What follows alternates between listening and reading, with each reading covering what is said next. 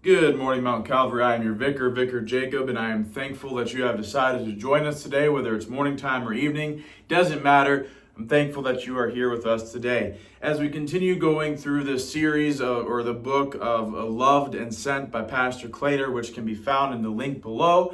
You certainly don't have to buy it. You can continue just following along with me as we learn about what it means to be loved and sent.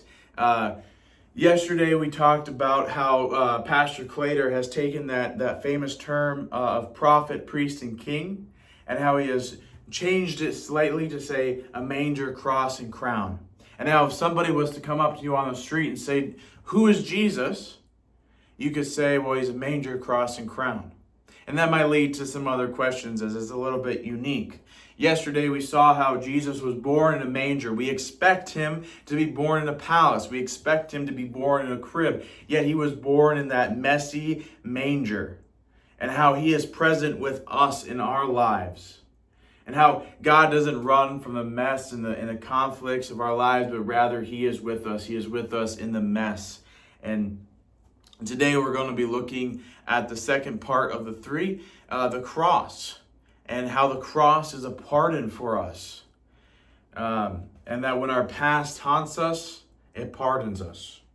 So we begin with the words of Cloeter here.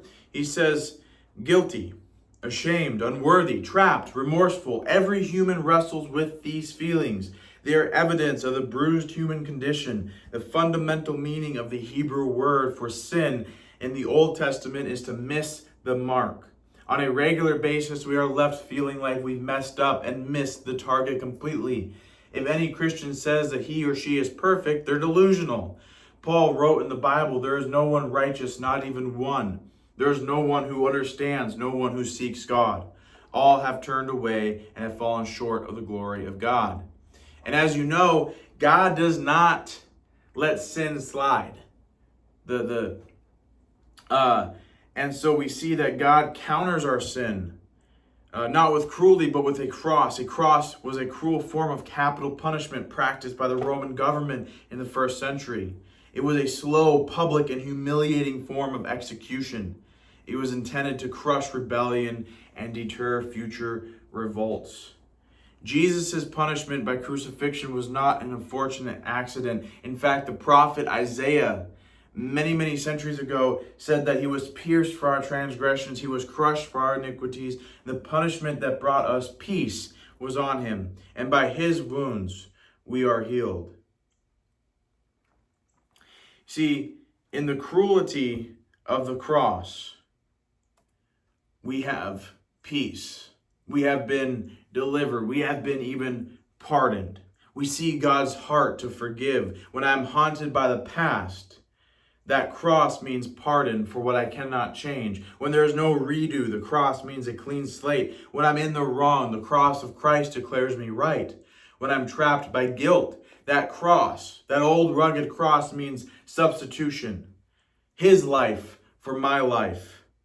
His death in my place for my sins. The things that haunt us the most, we look to that cross and we see that our slate has been wiped clean. In the cross, we have been pardoned. And with that, I ask you to bow your heads and go to the Lord with prayer with me. Dear Heavenly Father, we thank you for this beautiful day and the many blessings and love that you have given us, Lord. Lord, I ask that when we feel alone, when we feel our anxiety and depression, Lord, and the past, our past haunts us, I ask that you remind us to look to that cross, and so that we may be reminded what Jesus has paid for on that cross, Lord, that through his death, we have been given life. And with this, I ask all in Jesus' name.